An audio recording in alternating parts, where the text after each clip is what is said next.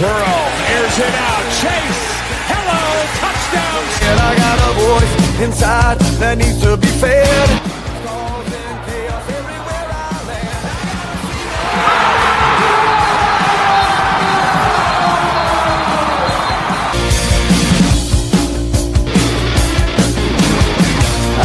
Are two of the best historically, just not thus far. Against these receivers. Making adjustments again, and there is Smith roaming free, breaks the tackle. Ohio State strikes quickly. What's up, everybody, and welcome back to Ohio Sports Talk. I am your host, Doug. That's the coach, Jordan Maxson. Jordan, how the hell you doing, buddy? Let's go, brother. Doing well. School's coming to a close for the girls, so a little bit less driving in the morning is coming up. Always happy as a parent to feel that way, but things are going good. Got on my dancing shoes this weekend. We too also attended a wedding. We're in the middle of wedding season, so my legs and knees have been recovering. Got a little ice on them, but other than that, Douglas, we are doing great. How are things in your neck of the woods? We're doing good, man. Like you said, I also had a wedding down in Mason, Ohio, so that was fun. Got to get away from the kids for the weekend and got to go down and have a little fun there. So shout out to Kadeem and Jenica on getting married. So yeah, that was awesome. And then on Sunday, Jordan, we had another flag football game. Yes, Playoffs. Tell us. We got our first win of the year in the playoffs, so that was exciting. And then lost in the championship of our bracket, 6-2. Jordan, 6-2. We had couple different chances there to score. We threw a pick in the end zone. That was really our best chance of scoring, and that was tough. But it was nice to see the kids battle after a really long year and get to see them, how hyped and excited they were when they got the win. So it was a fun weekend, man. I had a lot of fun. It was great. Bronson scored a touchdown in the semifinal game on a nice catch. He had a big Hail Mary going into halftime catch that I posted also. Everybody played hard. It was a team effort there to even win that first game. So it was exciting, and we're going to be back in the fall, and we're going to try to play again. And I'm looking forward to it, man. Flag football's fun. So I really enjoyed coaching, and I really enjoyed that whole process. And yeah, man, I'm looking forward to another season of flag football. And we talked about it, not to keep hanging up on it too long. We talked about it offline, especially on Sunday. And I promise you that seeing the kids' reaction after that first win, you said was, all about it. That's what the money was. But it definitely, Doug, I'm glad you got to taste that. I'm glad your kids got to taste some success, because once you get that first one in, it's all, and this as an athlete, that once you get that first one in, it becomes the building block. It becomes the bread and butter. It becomes the foundation. And can't wait to see what you guys do in the fall. Definitely. Diamond Premium Tweet Zone. Was Jordan at a wedding this weekend? How many cigars, beers, Jordan? What's the answer? There were a couple beers. There were a lot of old fashions. A lot of old Woodford Reserve based. I highly recommend it. Doug, there's said to be a video that is going to make it to your way. I've been threatened with it a few times of my dancing skills. That may leak. We'll see. Hear that. Jordan, my drink of choice this weekend, I can't get it done at the level I used to. Just a nice solid White Claw, just to keep everybody on their toes. Didn't want to get too out there. Oh yeah. I cannot compete at the level I used to compete at, and so the White Claw is where I keep my comfort zone. But Jordan, we got a ton to talk about tonight. Let's get right into it. We had two Battle for Ohio's. We had Reds versus Guardians. The Hell is Real also. Yes. The Columbus Crew versus FC Cincinnati. That game lived up to the hype. But let's first talk about the Cincinnati Reds, Jordan. All right, off the top, Jordan. We talked about this. You and I said before show on Thursday, we got to take 2 or 3 from the Guardians. It has to happen for this team to remain competitive and keep going where they want to go. They go out and they do this. They get a sweep, Jordan, to get back to 500. Woo-hoo! Tell me your emotions on that, and tell me what you thought about the team over this weekend, because I was very impressed. It's our first sweep against Cleveland, Doug, since 2013. So I want to put that statistic out there. It's definitely definitely something awesome there. And like you said, we wanted 2 or 3, but the guys, they just got it done. They got it done with the bats, Doug, and that's something that I really didn't think would be consistent. But we manufactured runs. We got the long ball as well. And clean defensively, a little bit cleaner on the infield. So, some better play that we saw against, what is a great opponent, Doug. Cleveland is up there. Cleveland is 20-plus wins. I think there were 6 or 7 games above 500 before the series, and really kind of just unexpected play. But I'm not drinking the Kool-Aid yet. I want to believe. Tonight is a good performance. We're currently beating the Pirates, currently being a little competitive. And Doug, I think give me 1 or 2 more wins, streak-wise or even series-wise. And, I'll be talking a whole different ball game on what I believe this ceiling for this talent is, because we know it's there. We know the bullpen also, Doug, 1.7 ERA in that series for the bullpen against Cleveland. So I want to give a huge shout out to the bullpen. Absolutely phenomenal numbers there. Yeah, no, the bullpen was fantastic, Jordan. I mean, starting pitching was solid. There's not a lot you can complain about in that series, Jordan. And the fact that, the Cardinals are playing good baseball right now at 26-21, we're 2 games behind them, and the Cubs are 28-19. I mean, we've got to keep playing this level of baseball, Jordan, to continue to move up. And, this series was right what we needed. And then on top of that, to piggyback off of it, we get to play the Pirates, who are reeling, and we don't have to face Skeens in this matchup. So I feel like things are really pointing in our direction right now, Jordan. If we can take 2 or 3 here from Pittsburgh and maintain or even get a sweep, obviously a sweep would be the ideal thing. We got runners on first and third right now in the top of the 9th, no outs. We've got Stevenson just walked, and then we've got Will Benson over there on third with Matt McClain up, so we could add an extra insurance run here. But Jordan, if we are able to win 2 or 3 here or sweep Pittsburgh, to me, that just continues to put us in better spot. And, it helps us in the chase of the Cardinals and the Cubs. Quick shout out to the Bearded Browns podcast. Guys, if you are not listening to the Bearded Browns podcast, you are missing out on some of the best coverage of the Cleveland Browns you will ever see. Those guys do an excellent job, top to bottom. Anything you can think of, they are all over it when it comes to the Cleveland Browns. But Jordan, back to this. 24-24. Is it good enough? Are you okay with where we are? Tell me your thoughts on the team 48 games into the year. So long way to go, but give me your thoughts right now. I'm still going to echo how I felt on last Thursday's show. I feel like this team is still underperforming when it comes to wins and losses. And a lot of that's been cold bats, inconsistent scoring, and just really bad errors in the infield. And, LA Cruz has been a part of that. Yeah. Both on the plate and in the infield. Not just still a phenomenal player, not taking anything away from the man. But in those big moments, those clutch moments, we just haven't seen that performance come through for some of the stars. So, Doug, I'm still going to give that C minus. No, correction. The C plus. Give me that B minus, C plus right now, because it hasn't been consistent. We've been on big streaks before. We've beaten teams we're not supposed to before. So this team is just kind of echoing that.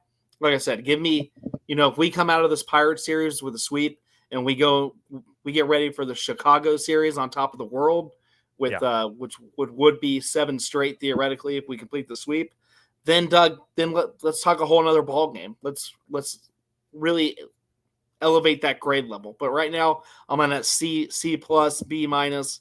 I haven't been really impressed, but I haven't been, outside of being down for a stretch, I haven't been like, holy shit, it's all over just yet. Fair. This weekend, like you said, we got the Pittsburgh series, and then we lead into the Cubs. It sounds like Hunter Green will be back Friday night or hopefully this weekend. So that's just the added shot in the arm that this team really needs. Jordan will be right back. He clicked himself out. But, Jordan, that's exactly what we need. With the pitching as good as it's been, Hunter Green coming back in, giving us our ace back, with the way Nick Lodolo pitched tonight. And I very impressed with Nick Lodolo tonight. 6 strong innings, had command of the zone the whole time. Strikeouts were awesome. He had 7 strikeouts through 6 innings. He only threw 89 pitches, only gave up 4 hits, the 1 earned run. I mean, I thought Nick Lodolo was phenomenal tonight. Obviously, Pittsburgh's not the strongest opponent, but man, Hunter Green, back, hopefully opening up the series against the Cubs, that could set the tone right there. I know we're kind of looking over the Pirates and we shouldn't, but man, it's very exciting to potentially look ahead to that Cubs series and how important it is this weekend. No, 100%. And I want to give Lodolo that play where he got on first just so quickly and instinctively. Yeah. There's just been great defensive plays from both teams. Really, you saw a hell of a play from the Pirates' third baseman. Oh yeah, about 6th or 7th inning. That guy still has it. And he's been battling back issues his whole career. But definitely, Doug, clean. Lodolo was clean. He had some stuff going. He battled through some stuff. I know in about the 5th inning, he had 2 runners on and he battled through it. And, got out of the inning without giving up an earned run. And, that was great. So really just a huge shout out to the staff from front to bottom right now. And like I said, our bullpen yesterday, just kind of going back to that Cleveland closer game there. Doug, I against Santana of all people, they had 2 runners on, 2 outs, and just battled. And I tweeted it out. They just battled Santana, one of their best hitters on a Guardians team, and they got him swinging. So that in what was an 11-pitch at bat, just absolutely insane. So this team's starting to find some clutch moments, but I can't. I'm right there. I want to give them their credit, but every time we give them their credit, I get smacked. So I got to hold fast on this one, and see how we close out the Pirates series and go into the weekend. Hopefully, confidence sky high from top to bottom. 100%, dude. Beyond excited. For a while there, it felt like this team was kind of a drag to watch. Then Hayes gets back. Benson's come up. He's had his 3 home runs in 3 days. Hines has been up. Some home run from him. So it's kind of got that excitement back in. Home runs, man. I don't care what you say. Home runs will always be one of the most exciting things about baseball. Yeah, there's some other great things. Watching a great pitching duel is always nice, but seeing the ball leave the yard just changes, changes the element of the game, and that's been nice to have these last couple games as the Reds are now up 6-1. Matt McClain hit a sac fly to score Benson. TJ Friedel hit the single to score Stevenson, and then we've got runners on first and second with Espinal up. He's got a 3-0 count, so the Reds are playing pile on right now, and you love to see it, Jordan. You absolutely love to see it. Let's keep it moving, though. Let's talk a little MLS soccer. The FC Cincinnati group versus the Columbus Crew in the big tie. Jordan, talk to me a little bit about Hell is Real and the tie this weekend. Well, I want to go back to how I felt on our last episode on last Thursday going to Saturday's game. Doug, I thought because of the high emotions and because of a lot of new players that haven't been involved in this rivalry just yet, that this was going to be a high-scoring affair. I thought you were going to see a couple middle errors defensively, some guys break down on both sides of the ball, both for Columbus and Cincinnati, and really get them going and scoring. But, Doug, this was kind of this looked like a sharp game. A lot of defense, a lot of guys making some plays, phenomenal goalkeeping. And, man, I thought it would be the opposite. But Dinky got his first ever, Hell is Real goal, welcome to the rivalry. Building another thing for the stable. But Doug, I want to reiterate, we still haven't found that third guy yet. This is right. In these type of games when it's so locked up and they're focusing on our main 3, if you want to go that far, but most certainly our main 2 guys. It's 2. They had them locked up. They played well against them. Give Columbus Crew their credit. And like you said, a tie, but we still got a point, where it matters most here in the Eastern Conference. But I think this was a great measuring stick, Doug. This team is here to compete. We went against the number 2 team in the East, and we're feeling great about it right now. How do you vision this game, and how do you feel moving forward? So the thing that worries me about this, Jordan, is when you play good teams, they make you work harder for your shots. They make you work harder for goals. They make you work harder in all regards of the game. Dinky had an excellent solo goal there. But the problem is, Jordan, if you look at the possession of the ball, 68% for Columbus Crew to 32% for Cincinnati. They had 6 shots on goal. We had 3. They had 16 shot attempts. We had 10. We tied them in corner kicks, and then we obviously made more saves, 5-2, because they had the extra shots on goal. Jordan, that worries me because teams like Portland, teams like some of these other big time clubs and teams they're gonna see what the Crew was able to do, and they're gonna key on our guys like Dinky and Evander and make everybody else try to beat them. That's the only thing that worries me. The defense was on point. I thought they did an excellent job. But we've got to find a way to get other guys involved in other guys' opportunities. The Philadelphia Union, those guys are going to make it extremely difficult. Nashville is going to make it extremely difficult. If we play Vancouver, these other good teams are going to make it very, very difficult on this team. So we've got to find other ways to score. Like we've talked about week after week, as good as Dinky and Evander are, they probably, we can't probably win the MLS Cup with just 2 guys, carrying the load. And I know I talked to Ricky or Roger Straz after the game the other night, because he's really good with the MLS, and he put out a good short about the Hell is Real game. I was talking to him, and Pat Noonan, the coach, he's known for letting his stars be the stars. And, he's known for good defense and things like that. But I think we're going to need a little bit more if we really want to make a stamp on this season. So as of right now, though, Jordan, we're sitting in a great spot. We're tied in points with the Philadelphia Union in the East. We're 2 points up on the Columbus Crew. Overall, we are up a point on the Vancouver Whitecaps. So we're in a great spot.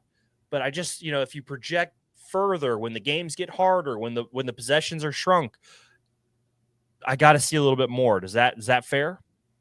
Oh, it's 100% fair. The Crew's a damn good team, dude. The Crew's a damn good team, regardless. Getting a tie with them and is still a solid result. No, but I'm glad you broke it down analytically, because we only have a 2-headed monster right now. And in those big games against these big teams that have, equal or above talent defensively, we have to have somebody else come through and really step up to the plate, because we're, 1-1 tie is great.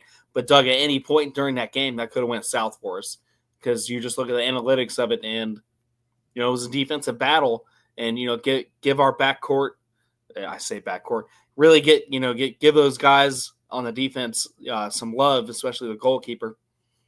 And but they're not always going to be on it every night, so we're going to have some guys score and put stress on these bigger teams, like you just pointed out, and that's just something that we don't have right now. I don't know what it's going to take. Maybe a trade. Maybe they got to look around in our quote unquote farming system. But I would assume it's going to be a transfer, Jordan. I would assume it's going to be a transfer, because what Cincinnati's done a great job of is becoming a destination for transfer guys who can come over and they can spotlight their talent. But at the same time, the Crew are also in the similar boat. They're a team that can bring in a good transfer and help fix any of their woes. So right now, I think we're in a good spot, Jordan, but you can never stop looking for talent when the transfer window's open, and you got to keep plugging away. Next game on the schedule is Nashville, I believe. Let me double check. Yes. Yep. It's Atlanta. Sorry. It's Atlanta. And that is on the 25th. So that'll be this weekend. Atlanta's a team who, Jordan, we need to kind of score 3 or 4 goals on. Atlanta's a 2-5-7 team with 11 points. They're not in our league, in terms of talent and things like that. I would expect Dinky and Evander to both score in that game. And I would expect, somebody else to pick up and get a goal in that one, just because, I would say like 3-1 makes sense to me, because we're just better than Atlanta, and we should be able to beat them. Does that make sense to you? It does, Doug. I'm just worried about anytime you go to a competitive game in any sport, whether it's soccer, football, baseball, basketball, when you play at high intensity, especially, what was the in-state rivalry in the Hell is Real game, I'm worried about a hangover game. I think this could be a trap game, because one, you're kind of looking over them because of the record, and we should be able to. But I expect a tight game. Early on, give me. I don't think we score a goal to that 30th minute, and then we kind of open the floodgates and get those 2 or 3 goals like you're predicting. But they got to get over that hangover because it was a tie, it wasn't a win. So that's going to kind of bring the energy levels down some because that's just the life of sports. But give me a competitive game in the end. But I think we take it 3-1 and come out feeling good about ourselves. Let me ask you this then. We know Dinky, we know Evander. Out of these 3 guys, who do you think is most likely to score Saturday against Atlanta? Valenzuela with 2 goals on the year, Sergio Santos with a goal on the year, Yuya Kubo with a goal on the year. Who is most likely to score against Atlanta on Saturday? It's got to be Valenzuela, right? Okay, that's where I was leaning. Also, that's what I was seeing where you felt about that. But I would say he's probably the most likely guy to score next Saturday. Jordan, any final thoughts here on FC? Obviously, we'll talk about the game a little bit more on Thursday, but another game, another big opportunity to get a win. Jordan, do want to shout out the Reds. They finished up 7-1. The Reds are officially over 500, 25-24. Big game. Nick Lodolo was great today. Gavin Lux with a double. Hayes had 2 RBIs. Ellie had an RBI there. I mean, everybody did their job tonight, and very, very good win. And then Roger chimes in here. Dinky, it's Dinky or die, Jordan. It's Dinky or die. I'm telling you guys, he's going to lead the MLS in scoring. Let me check real fast. Let me make sure I haven't given up. I'm going to say it every week. Let me check who's leading the MLS in scoring. It might be Dinky now. Oh no. All right. Ty Bararo from Philadelphia Union has 11 goals now. Dinky is now fallen behind 3 goals. He's got to pick it up, guys. He cannot let me be wrong on this. All right, Jordan, let's keep it moving, though. Let's talk a little Cincinnati Bengals, buddy. Okay, let me tell you where I'm at on this. And then obviously we're talking about Trey Hendrickson because he's right here smack down in the middle. Today, the report came out that the Bengals have offered Trey Hendrickson $28 million for 1 year. You filled me in on that part. I didn't realize that part at the beginning when I made my comment on maybe changing my stance on the Trey Hendricks situation. $28 million for 1 season. Your rebuttal to me was, Jordan, he doesn't want to renegotiate every 8 or 9 months when the season comes 8 or 9 in. months before you even start thinking about it, especially a high position guy that's playing 85 to 90% of snaps last season. That the money, everybody's going to say the money is great, and this kind of goes into how our receiving corps looked at it, and everything that we had going on with them. Because we're just going to sign these 1-year deals or these franchise tag deals, stuff of that nature. Doug, nobody wants to sit at the table, like I said, over and over, pay your agent even more money to go in and bust down the front office. But it seems like Trey Hendrickson does, though. He's asked for more money every year. But when the market resets itself, I mean, when he's already 15 to 17 sacks a season, and the market continues to reset itself, and you're sitting at the top of the table. This is not new behavior from players that are considered in the elite bracket. If he was coming out with 9-10 sacks a season, I would say I wouldn't change it because you just signed the extension 12 months ago to the calendar year, I think like 3 weeks ago. So I would say that. But when you are the top talent and then you look around and you have no help either, because all we have on the defensive ends right now are unproven talent, and you want him to go out and play these, 85, 90% of snaps, I don't want to think about it past a year. I want that 2 to 3 year deal. At this point, I would fish for a 2-year deal with a 3-year player option on a 3rd year, where he can just say, "Hey, I'm taking my ball and I'm going home. Yeah. If things don't get better for his situation, go test the market. Thank you, no thank you, and just kind of see where it goes." But now, Doug, go ahead.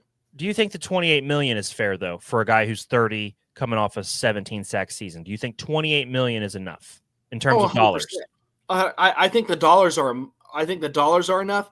I'd love to see what the guaranteed on the back end of that is, of that $28 million, and just kind of push it to where it is. Because if you say a $72 million contract on 3 years, 62 So million really it would be what you told me you would like 2 years, 56 million with that third year option, and then how much ever guaranteed, probably half guaranteed at least minimum. 100%. Yeah. I mean, where he can take, they'd probably go 3/4 of the way guaranteed. It gives him 2 years of solid play in his third year to think about it. I just kind of think that's where they're at right now. I mean, to me, I understand the guy's 30, but to me that makes sense. That 2 years, 56 million, third year at 20, maybe make it 29 if he signs. Maybe make it 30 if he signs. Even though you don't really probably don't want to pay a 33-year-old DN 30 million, but if he earns it, I think that's a good deal. So yeah, I mean, 2 years, 56 million to me with a third year option. That sounds like a solid deal. But based on what we heard today, Jordan, it's a 1 year deal. And like you said, these guys also, while they like the financial security, they also like to know where they're going to be. And, I think Hendrickson's not done himself any favors in that realm with Bengals fans just because of the renegotiations. And you know how people are with that kind of thing. People don't like, when millionaires and billionaires do their own thing, or they ask for more money, that kind of stuff. So I understand it from that. The way the report came out, they said 28 per year. So I thought maybe there was more years on it. And that's why I was thinking of changing my stance. But now that you've laid it out for me, 1 year, 28 million, I could see how he'd like some more job security in that way for maybe an extra year or two. Do you think this deal gets done, Jordan? At this point, Douglas, I think this deal gets done, but I'm still going to echo myself. I think he's going to sit out the first 2 games of the season. The Bengals are going to realize how much he is needed to this unproven defensive line. And just kind of like the Kansas City situation with their defensive end, I think that it's going to play out the same way because we have the opportunity, on paper, to start out the year 2-0, start feeling good about ourselves, just schedule-wise. But Douglas, if he's not there, I think they start 1-1. Yeah, so I agree. He's just much needed firepower. There's just too many questions, about this pass rush and the non-existence of it. And we got BJ Hill walking in a boot, Doug. BJ Hill's in a boot, and we're bringing in. It's early. It's early, but we're bringing. Obviously somebody's hitting the panic button because we're bringing in, Pittsburgh trash to see if they got anything left. Yeah, but I don't think taking a flyer on a guy is the same thing as you're making it out to be. I think it's 100% related to the BJ Hill situation.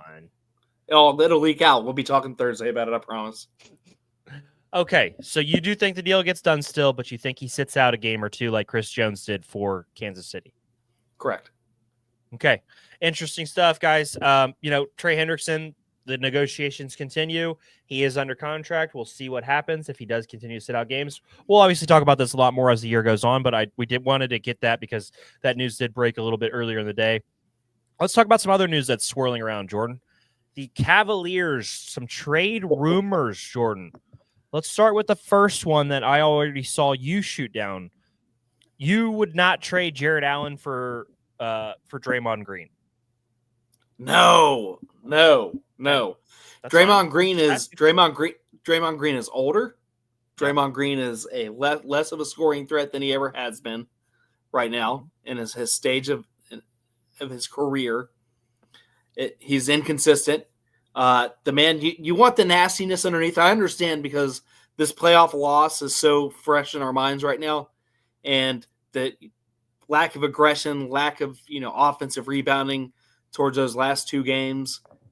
I get why people are like, man, let's bring in Draymond. But Doug, I think the game is 82 games, 86 games in a regular season before we even get to that point of the playoffs. And you're going to ask Draymond Green to play that much right now in this stage of his career. I don't like it. I don't like it at all. Draymond's a proven player. He's been a defensive player of the year. I'm not taking anything away from the man, but right now, comparatively, Jared Allen is more of a scorer. And you just need scoring in this league. We still, Draymond Green doesn't do much for me when you look at a healthy Boston Celtics team. Draymond Green doesn't do a lot for me if the Knicks come out with sky-high confidence and all of a sudden they can, play in the regular season and they start mounting wins against top teams, which they didn't do in the regular season this year, Doug. They were 0-6 against the big three in the East, and they were 0-4 against some of the bigger opponents in the West for OKC and company. So, yeah. Doug, now they're in the Eastern Conference Finals. Mind-blowing.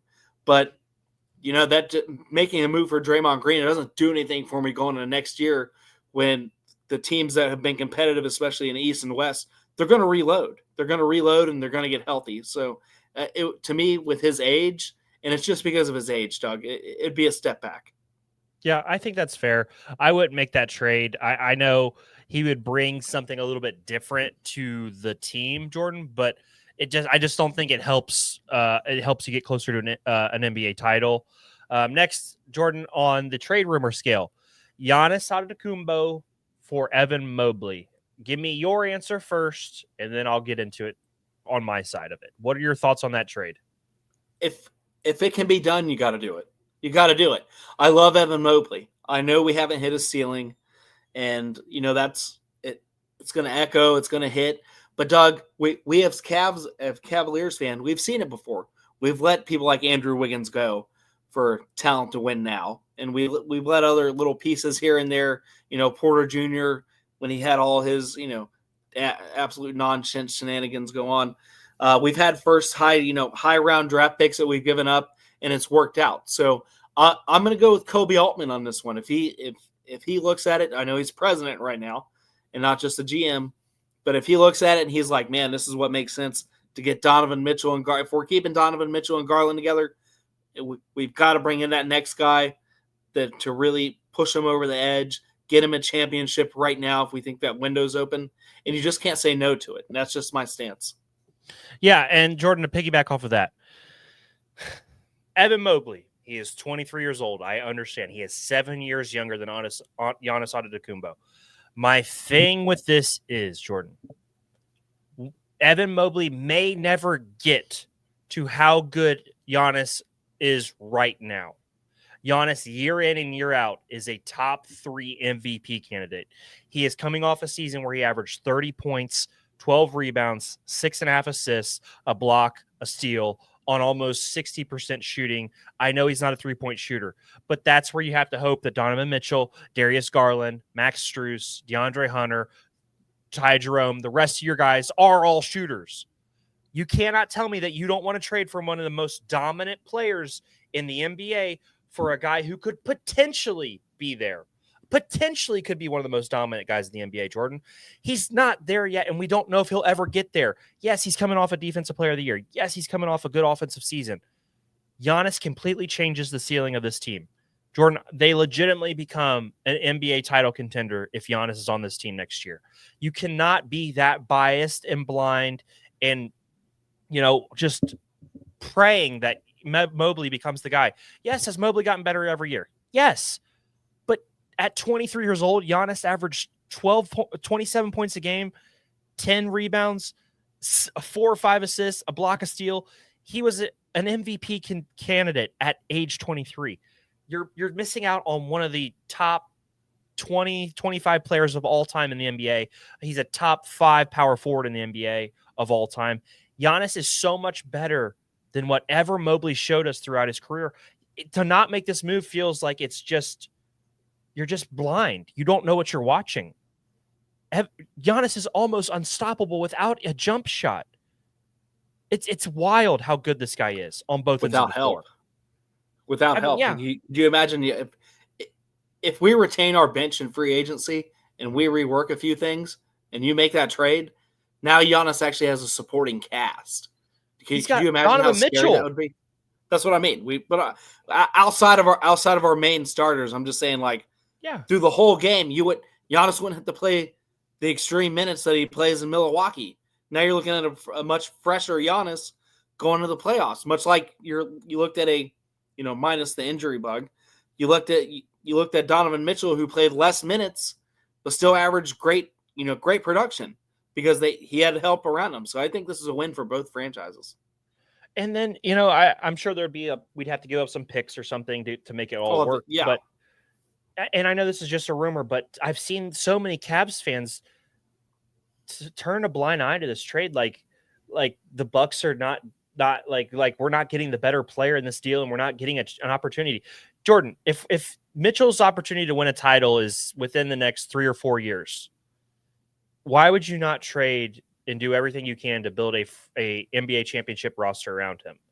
To me, not trading for Giannis is not going all in. I don't see it. I don't know how people don't see it. I really hope Mobley gets to that level one day, but you don't know. At least with Giannis, you know for a fact you're getting a guy who's 30, 12, and what else he wants to do on the floor. It kind of blows my mind that people are being this nearsighted in terms of this trade. But Jordan, let's not beat a dead horse. We posted videos about it. We talked about it all day. Let's move on to the news and notes section. Jordan, Scottie Scheffler wins the PGA Open Championship. Wow. Is that guy a damn good golfer, dude? Is that guy unreal with the sticks? And he started behind. He didn't start great. No, this was kind of a little bit of a comeback. But his ability to just rise to the occasion. That's what I'm giving credit for, because early in the tournament he was in that 3rd, 4th spot, and then just when the lights got brighter and it comes to that Saturday, that Sunday finish, he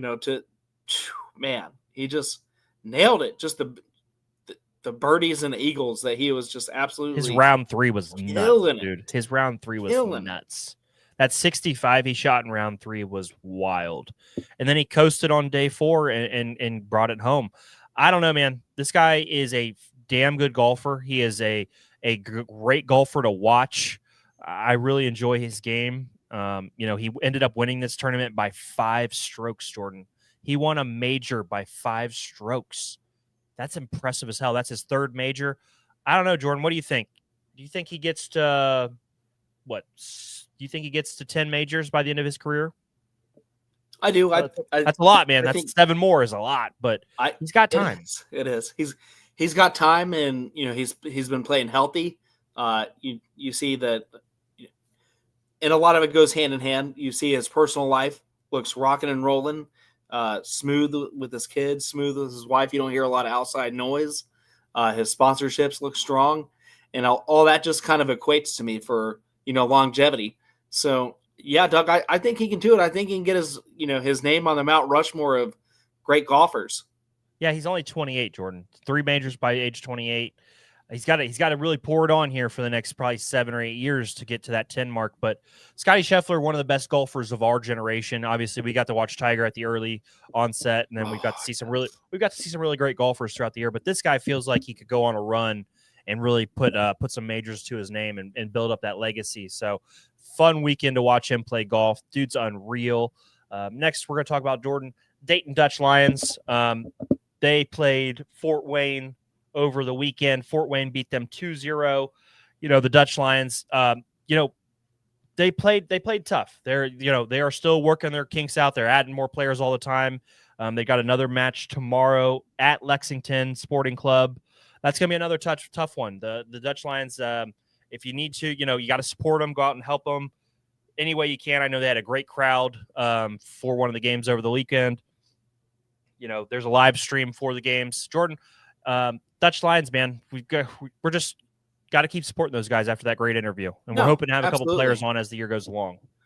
Absolutely, we're working on that behind the scenes, but just kind of how I resonated with FC. These guys got a lot of new faces. This team has got to get some time to gel together, Doug. I think they'll hit their stride. It's not what we wanted, especially for the home opener, but these guys will get it rocking and rolling. I think they have a plan. They have some solid names in that division. Like you said, they can mix and match and get some guys in a lot quicker than the pros, the top tier pros can. So I'm here for it, Doug. I think they're going to get it together, go on a run, and really figure it out. First year coach with them right now, so just a lot of new faces, a lot of stuff that has got to really mix together. And first year coach is coming back, coming back for his first year in a while. But yeah, I'm with you there. So obviously, guys, if you have a chance, go check out the Dayton Dutch Lions. If you have a chance, go check out our interview with Ryan Gallagher, the GM of the Dayton Dutch Lions. Jordan, I got one more question before we end it tonight. 4 teams left in the NBA playoffs. Who is your pick to win the NBA title? The title or their conference? The title. I want the title. It's got to be OKC. You're going OKC? I'm going OKC. They've been consistent all year. They're one of the few top teams in their conference that made their conference final. Yeah. That has not been the case just about everywhere else. God, dude, we suck. We've failed. It's not just us. But Boston failed too, Doug. Boston failed too. I mean, they did. So but at least, I don't know, man. At least Boston has a ring to fall back on. We don't have shit. This is true. But I think OKC kind of completes their story per se, and finish the story. Goes out and wins it. They got to finish the story. Doug. Oh my God, you're such a mark. All right, guys, that's all for Ohio Sports Talk tonight. I have one more treat for you guys before we say goodbye, and here it is. This audio does not belong to us.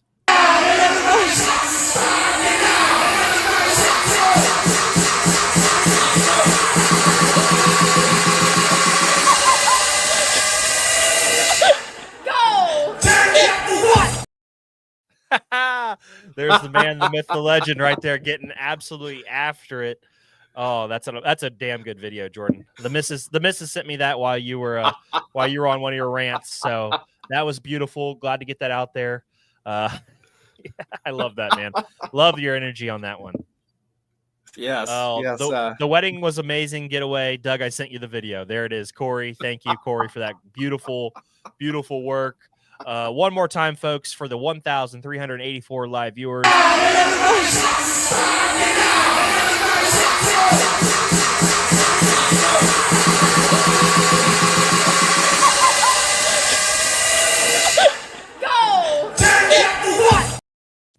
Beautiful stuff.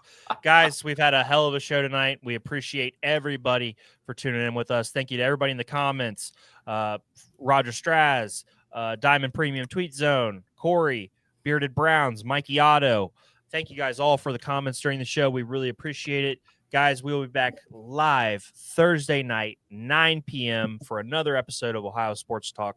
I'm your host, Doug. That's the coach, Jordan Maxson, and we will see you guys next time.